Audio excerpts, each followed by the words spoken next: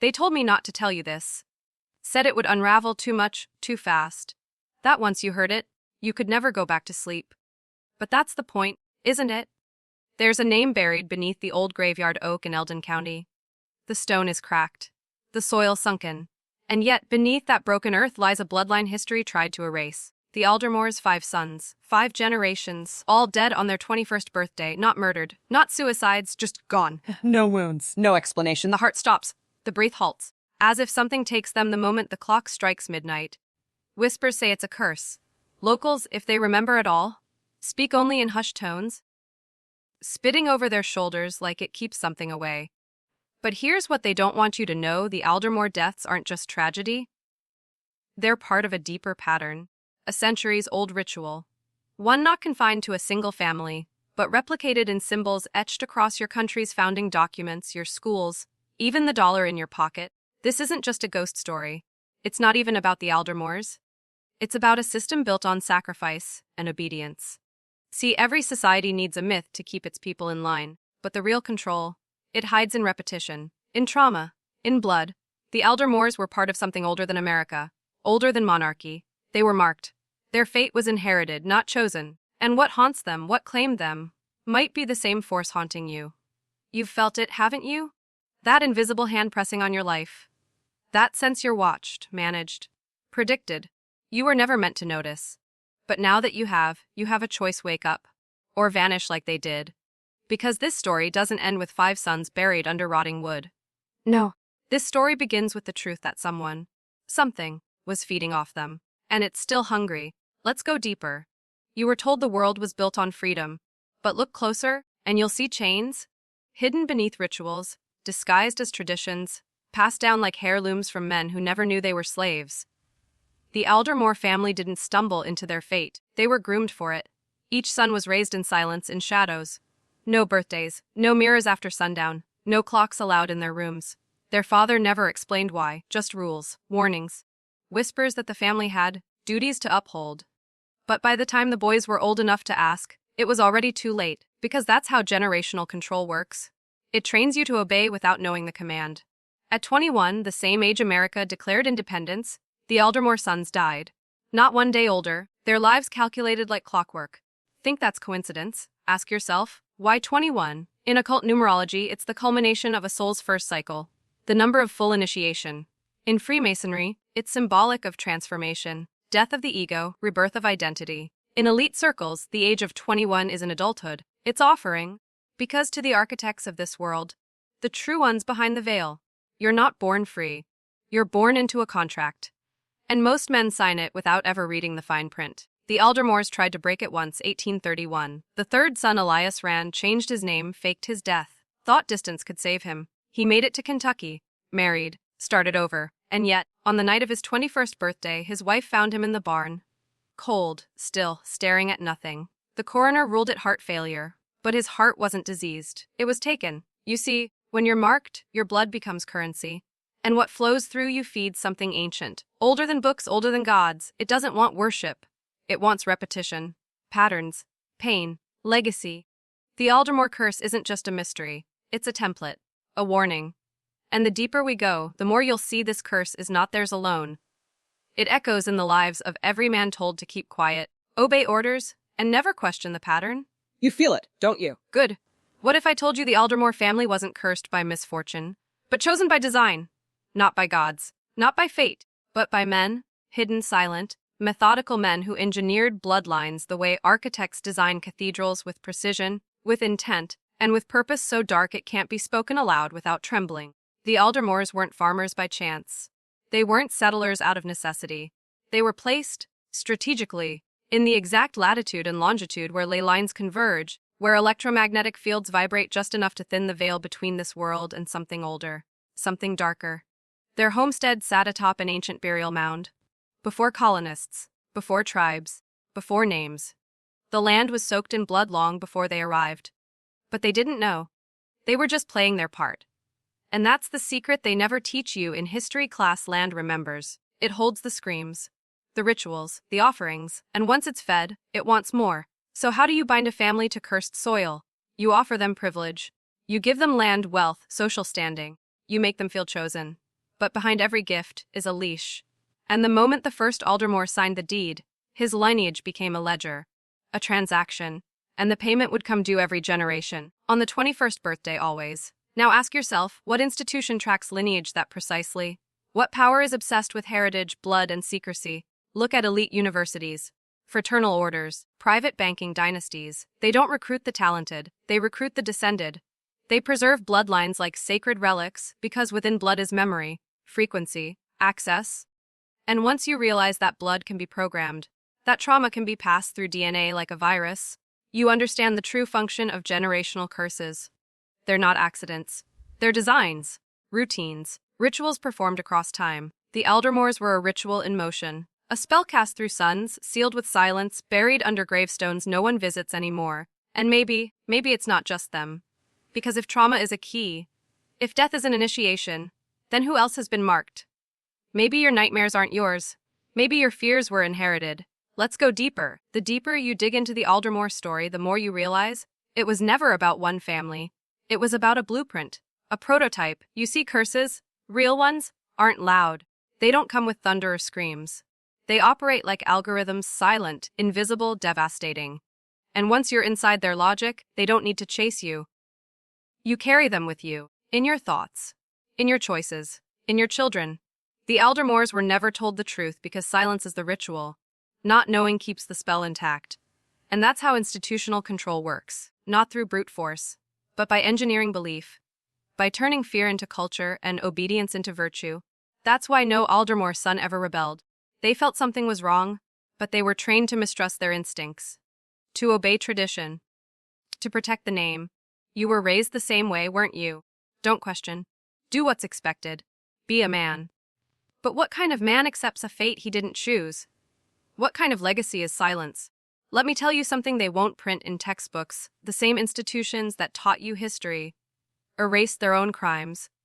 Every war you've read about, every political shift, every financial collapse, it wasn't chaos, it was ritual, designed disorientation, scheduled trauma.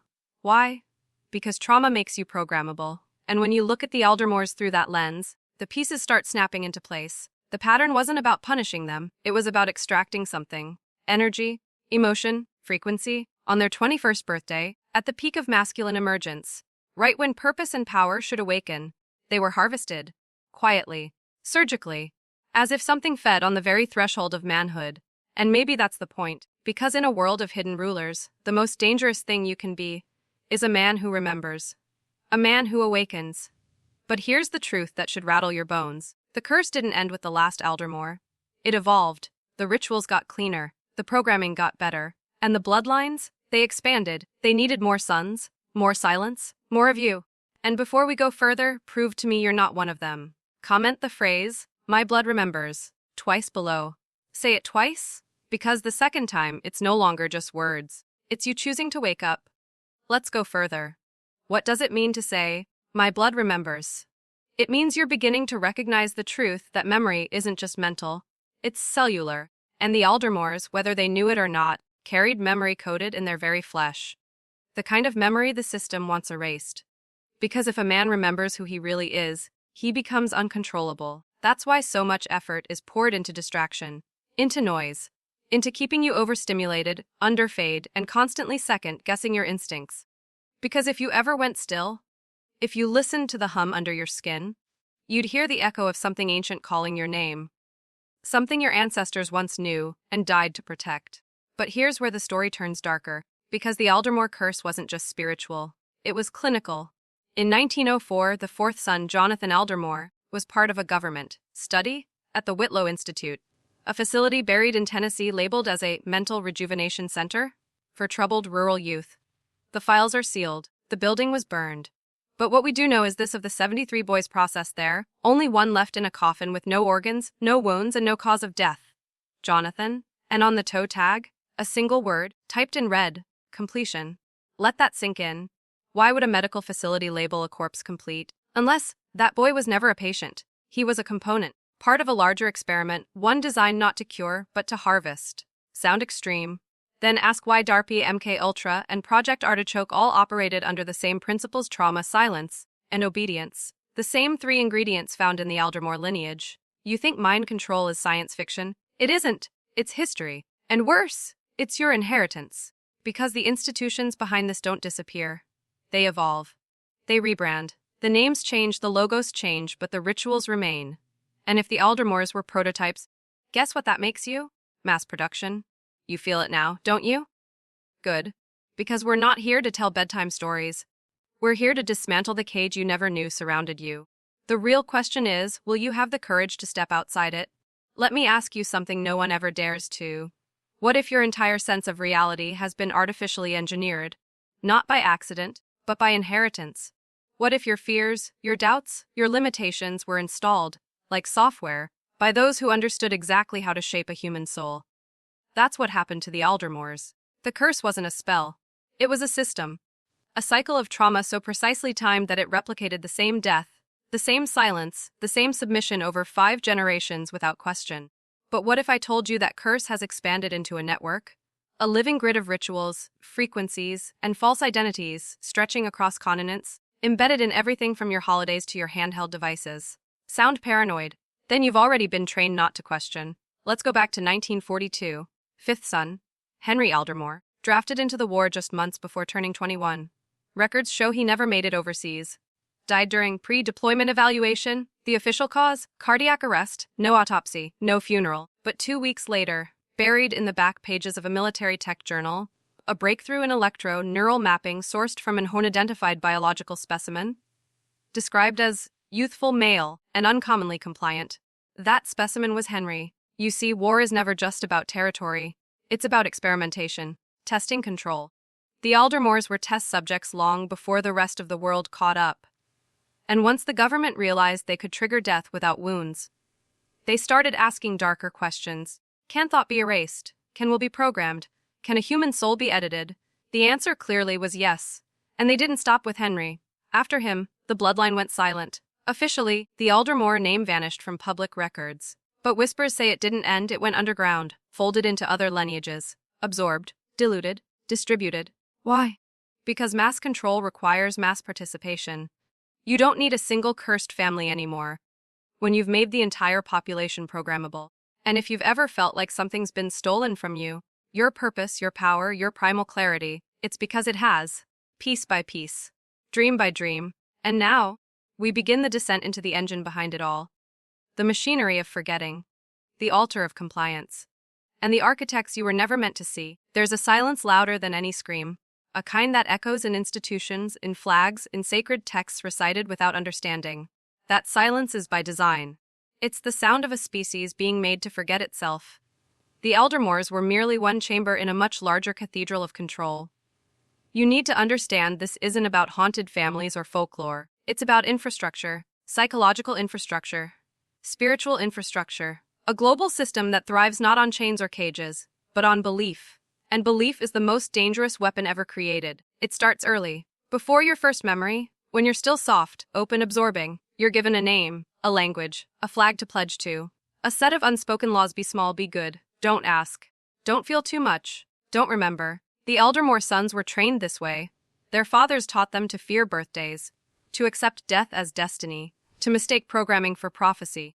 Each generation obediently fed the altar, because when the ritual is normalized, it stops looking like sacrifice and starts feeling like duty. And that's where they get you. You think you're making choices, but you're inside a maze. One your grandfather walked, one your father walked, one you were born into. That's the master stroke of this system. It doesn't need chains. It gives you mirrors. It makes you complicit in your own imprisonment. Just like the Aldermores were. The rituals that consumed them didn't need blood oaths or demon circles. They needed repetition. A son dies, a father grieves, the next son obeys. The curse renews. That's how control passes through time. And now, that mechanism has scaled. It no longer targets one family. It targets masculine emergence. It's why boys are medicated into silence. Why truth tellers are ridiculed. Why initiation has been replaced with sedation. The masculine principle, clarity, fire, defiance, must be suppressed. Because a man who knows who he is a threat to the entire machine. And so, like the Aldermores, most men are programmed to die quietly before ever becoming dangerous. But here you are, listening, feeling the friction, remembering? Good, because the next door only opens for those who refuse to kneel. Let's unlock it together. Let me tell you a truth so uncomfortable. Most men will reject it just to stay asleep. The greatest lie ever sold is the idea that you are free. Freedom in this system is theater, a costume. You're permitted to choose which chain looks best. But the chain never comes off. That's what the Aldermores learned too late. See, they were told they were landowners, pioneers, men of legacy. But the land they owned was already marked. Their destiny wasn't one of power, but of sacrifice. They weren't building a life. They were fueling a ritual. And that's the part they never understood. Because they were never meant to. The ritual was never about death. It was about compliance through illusion. Each Aldermore son walked straight into the same outcome thinking he was different. Thinking he would escape what the others could not. But that's the bait every generation swallows. You're special. You're free. You have time. Sound familiar? That's the script whispered into your ear every day. Through screens. Through culture. Through institutions built to entertain you while bleeding you. But make no mistake. The system that took the Aldermores is the same one that now feeds on your potential. Not your money. Not your labor. Your potential. Because if you ever became who you were meant to be, not programmed to be, this entire construct would fall like rotted wood. And they know it. That's why history is edited. Why real masculinity is pathologized. Why mystery, myth, and initiation are replaced with algorithms and pills. They don't fear your rebellion. They fear your remembrance. Because remembrance is power. When you remember the fire you come from, the legacy of warriors, prophets, kings, they can't manage you anymore. You step outside the grid. You see the ritual for what it is, a trick. A cage. A clock counting down to a death that isn't natural, but engineered. Like the Aldermores, your time is ticking. But unlike them, you now have a choice. You can wake up. You can reject the script. You can refuse to die before becoming dangerous. But only if you're willing to burn down the illusions. And stand in what's left. Let's keep going. Let's talk about clocks. Not the ones on your wall, or in your phone, but the ancient ones. The kind that were buried beneath temples. Etched into stone. Built to track not time, but transformation. You think your life is ruled by calendars and deadlines, but beneath that surface something older ticks. A hidden timeline. One the Aldermores were caught in, locked into a cycle so precise it turned each son's death into a ritualized offering. Not because they were important, but because they were predictable. That's how ancient control systems work. They don't fight you. They schedule you. From birth, you're placed on a conveyor belt. School, work, taxes, obedience, death. You're told this is normal. But in truth, you're walking a path carved for you by unseen hands. Hands that feed on the quiet despair of a man who never becomes. The Aldermores walked that path willingly. Not because they were weak, but because they were raised never to ask why. Why 21? Why silence? Why death? Because if they had ever questioned that, truly questioned it, they might have broken the spell. But here's what the institutions never expected you. Right now. Asking questions they can't silence. Because in every era, there comes a generation that remembers not just the pain, but the pattern. And once you see the pattern, you're no longer in it. You become the anomaly. You become dangerous. So ask yourself this: why is every structure in your life designed to suppress your instincts? Why is real masculinity criminalized? Why is your past rewritten? Because if you ever reconnected with your raw, sovereign nature, you'd no longer be programmable. And that terrifies them. Because control only works when the subject believes he's powerless. The Aldermores didn't die because they were cursed. They died because they were obedient. They followed the rules. They trusted the system. They kept their heads down. And in doing so, they proved they were safe for the system to devour. So here's your test: will you follow them? Or will you become the rupture? The break. The man who remembers. Now we descend into the heart of it. The truth so volatile, it's been hidden in plain sight, wrapped in fiction, masked as myth, and dismissed as conspiracy by the very architects who depend on your disbelief to survive. The Aldermore sons weren't just marked for death. They were part of a mechanism, a spiritual machine, one that converts masculine emergence into energetic fuel, at precise moments, on precise days. This is why every Aldermore died at 21. That age wasn't random. It was an activation point. Because when a man turns 21, something happens inside him. If he's left unbroken, his voice changes, not just physically, but spiritually. His vision sharpens. His ability to see through illusion begins to rise.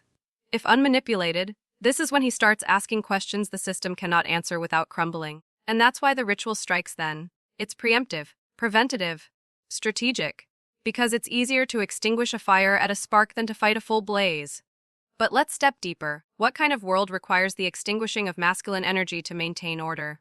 Answer: a world built on inversion, where lies are virtue, weakness is worshipped, fear is normalized, comfort is sold as freedom, and anyone who reclaims primal clarity is labeled a threat. This is not by accident. It is the result of generations of hidden engineering, not of cities, but of souls. And just like the Aldermores, you were placed into this architecture, born into a system designed to dismantle you from the inside out. First, through trauma, then through shame, finally, through disconnection. You were disconnected from your ancestors, from your purpose, from your biology, from God. Not because you're unworthy, but because if you ever remembered who you really are, the system would collapse. Because it only stands if you kneel. And here's what the Aldermores prove. When a man follows the script, no matter how noble his intentions, he dies on time. But the man who breaks the pattern, the man who remembers, doesn't just live longer. He becomes a mirror, a threat, a fracture in the architecture of control. So ask yourself, do you want a long life inside the maze, or a dangerous life outside of it? Because this is the fork, the line between forgetting and fire, and you've already stepped across it. The deeper we go, the more one truth becomes unavoidable. The world you live in was not built for your awakening. It was built to contain you, to study you, to replicate your obedience across generations like a virus. And the Aldermores, they were patient zero. You see, the true brilliance of the system wasn't just in how it destroyed them. It was in how it used them to test scalability. Every Aldermore son was a data point, a ritual iteration, a refinement of the formula how to suppress masculine energy without physical chains, how to time death to the moment of transformation, how to cloak spiritual assassination in coincidence and grief, and it worked. Because no one ever asked why. They called it a curse. A coincidence? A family tragedy. But it was a prototype, and when the pattern proved successful, it was quietly exported, replicated across populations, not by killing bodies, but by killing initiation. Ask yourself, when was the last time a young man was truly initiated into anything sacred, into purpose, power, legacy? He wasn't. He was sedated, labeled, shamed, told that his fire was dangerous, his instincts toxic, his aggression a sickness. And in that suppression the new ritual was born. Now, initiation doesn't come with fire, drums, and sacred trial. It comes with pills, with diagnosis, with a quiet funeral inside the mind. That's the real ritual now, spiritual death masked as mental health. And just like the Aldermores, most men never realize they're being harvested, not for organs, not for wealth, but for potential. Because a man fully alive, fully sovereign, is radioactive to the machine. He spreads memory. He infects others with clarity. He destabilizes the silence. And that's why this message is dangerous. That's why you are dangerous now. Because you're not just hearing this. You're feeling it. Your instincts are waking up. Your blood is remembering. And in that remembrance, the system begins to crack. Because for the first time in generations, the ritual is failing.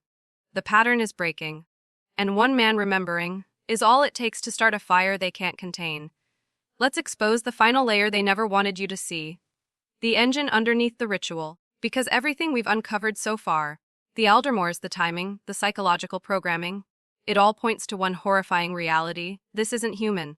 Not entirely. You've been trained to interpret everything through political lenses, social lenses, economic lenses. But what if the real control isn't coming from government halls or corporate towers? What if it's older? What if it's non-human intelligence, so ancient, so embedded, that it no longer needs ships or lights in the sky? Because it already speaks your language. It already shapes your dreams. It already runs your systems. Look closer at the Aldermore timeline. 5 sons, 5 deaths, 5 precisely timed soul extractions. Every 21 years, the system reset. But with each death came a surge in local electromagnetic interference, a spike in geomagnetic anomalies. Even livestock behavior changed. And after Henry Aldermore's death in 1942, that year saw the first classified experiments into non-terrestrial signal interference at Los Alamos. Coincidence? No. Because once you understand that trauma generates a frequency, and that frequency is harvestable, you realize what the Aldermores truly were: batteries, spiritual fuel cells, and not just for governments, not just for institutions, but for entities that feed on unresolved pain, interdimensional parasites that don't need bodies, just patterns. Obedience. And our world? It's been engineered into a farm for that frequency. War, abuse, division, fear, all of it feeds the grid. All of it keeps the ritual alive. This is why remembering is so dangerous. Because when a man becomes conscious of his trauma, he cuts the feed. He stops generating the energy these forces survive on. And suddenly they get hungry, desperate, aggressive. You've seen it, how they react when someone breaks the spell. The smear campaigns, the cancel mobs, the strange disappearances. That's not cultural correction. That's spiritual containment. Because awareness spreads like a virus, and you're now a carrier. You are no longer compliant. You are no longer predictable. And that means you are no longer safe to them. But you never came here to be safe. You came here to become. Let's go further. Do you feel it now? That slow, rising burn in your gut? Not fear, not anxiety, but remembrance. A knowing that was never taught, only reawakened. Because somewhere deep in your DNA, encoded between generations of silence and suppression, is the truth you were never meant to be a servant. Not to institutions. Not to ideologies. Not to invisible forces feeding on your submission. And that's what they fear most. A man who remembers he was born for war. Not war of violence, but of reclamation. Reclaiming identity, reclaiming sovereignty, reclaiming fire. The Aldermores never reached this threshold. They died obedient, died quiet, died believing their suffering was fate. But you've already shattered their illusion. You're not asking, is this true? You're asking, what now? And that question, spoken from the mouth of an awakened man, is a weapon. It slices through generations of programming. It terrifies the system, because it means the ritual failed. The programming cracked. The frequency no longer holds. And now you are a liability. They'll try to distract you, flood you with noise, offer you comfort, promise you safety. But you've seen behind the curtain. You've seen the truth they buried beneath 5 generations of Aldermore blood. That awakening is an act of rebellion. That sovereignty is not granted, it's taken. And most of all, that this system doesn't fear bullets or protests. It fears clarity. Because a clear man, a man who sees, remembers, and acts, is radioactive to control structures. He infects everything with awareness. He becomes a signal breaker, a glitch in their matrix. That's what you are now. A fracture, a refusal, a fire. And there's no going back. You can't unsee. You can't unhear. You can't unknow. You can only decide, will you rise alone or ignite others? Because the Aldermores were prototypes. You are evolution, and you're awakening. That's not just your freedom. It's their extinction. Here's the part they never prepared for. The phase beyond obedience, beyond fear, beyond even rebellion. The moment a man reclaims authorship of his own myth, this is where control dies. Because all systems, whether political, spiritual, or esoteric, depend on one thing: you forgetting who the hell you are. That's why the Aldermores were never told the truth. Not because they couldn't handle it, but because if even one of them had remembered, had stood on his 21st birthday and declared, "This ends with me," the entire structure would have fractured. But they never had that chance. They weren't given the tools. You do. Because you're no longer asking for permission to wake up. You're demanding the keys. So here they are. Your trauma is not your prison. It's your forge. Your bloodline is not a curse. It's a challenge. And your pain? It's ancestral ignition. You weren't just born into this system. You were sent here. Sent to disrupt. To disarm. To destroy the rituals that fed on your fathers. You are not cursed. You are called. Called to reinitiate a forgotten masculine lineage. Not the hollow bravado sold by weak men in loud suits, but the deep, quiet power of a self-possessed being. A man who no longer begs for meaning. A man who embodies it. And here's what they won't tell you: once you reclaim your will, they can no longer harvest your energy. The contract breaks. The algorithm shatters. The pattern ends. And that's what the Aldermores, tragically, beautifully, died to teach us. They were the warning. You are the answer. So don't you dare play small now. Don't you dare slip back into the lullaby of the system. You're past the point of no return. And if you're still watching, still here, then understand this: you are the new anomaly, the untrackable frequency, the ritual breaker. And the moment you fully accept that, the machine begins to shake. This is where most men turn back.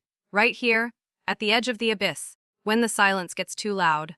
When the truth starts burning hotter than the lies ever comforted. But you're still here. Good. Because now we confront the final illusion: safety. The Aldermores sought it, desperately. They followed the rules. They respected authority. They believed in inheritance, in obedience, in tradition. And what did it give them? Predictable death, silent graves, a legacy sterilized by control. They were safe. And safety is how the system buries men with their eyes still open. But here's the truth: safety is a sedative. It's the soft pillow over your face in the dark. It's the screen telling you everything's fine while your soul quietly rots behind your ribs. The most dangerous place a man can live is in comfort without purpose. That's why the system doesn't need to kill you anymore. It just needs to keep you comfortable enough to forget you're dying. You think you're surviving. You're complying. You think you're stable. You're asleep. This is why the Aldermore ritual was so effective. It didn't look like violence. It looked like life, like routine, like peace. But underneath, it was a sacrifice paid in decades of silenced instinct. And that instinct, brother, is the only compass left in a world of engineered confusion. You want direction, follow what the world tells you to suppress. Your aggression, that's your fire. Your grief, that's your inheritance. Your rage, that's sacred data. It's not your enemy, it's your weapon. The Aldermores never turned around and faced their fear. They never screamed at the system, never tore it down, and that's why their bloodline dissolved, used up, deleted. But you are not them. You still have voice. You still have fire. You still have choice. And the choice is this: return to the maze. Let them sedate you with comfort, with compromise, with convenience. Or become the rupture, the refusal, the one who breaks the ritual forever. This isn't a video. This is an invocation. You're either waking up or walking back into the cage with your eyes open. Decide. This is it, the final veil. The place beyond language, where truth stops being something you hear and becomes something you embody. The Aldermore curse was never about death. It was about erasure, erasing fire from suns, vision from bloodlines, strength from masculinity, so the system could feed without resistance, generation after generation of willing offerings. That's why you were never meant to find this story. That's why they buried it beneath layers of normalcy, folklore, and family tragedy. But now, you've seen it, and the question is no longer what happened to them. The question is what happens to you now. Because knowledge alone changes nothing. Truth without action is just another narcotic, another video to be consumed and forgotten. But truth, activated, becomes possession, and you are not here to watch. You are here to become. So I'm going to ask you to do something now, something symbolic. Comment the phrase, "I break the pattern," twice. Once for the world you came from, once for the world you'll create. Not for me. For you. For the identity that's been clawing beneath your skin since the moment you were born. For the ancestors who screamed behind your dreams, waiting for someone to say no more. Say it out loud if you have to. I break the pattern. Because the minute you do, everything shifts. You start seeing the rituals for what they are. You stop seeking permission to exist. You begin moving like a man unchained. Not by rebellion, but by remembrance. You are not cursed. You are not lost. You are not late. You are the one the ritual feared would survive long enough to understand it. And now that you do, you owe the silence nothing. So burn the scripts, shatter the masks, become the myth they never wanted written. And if this transmission found you at the right time, then this wasn't content. This was a summons. Welcome to the other side. Now go, and make them remember your name.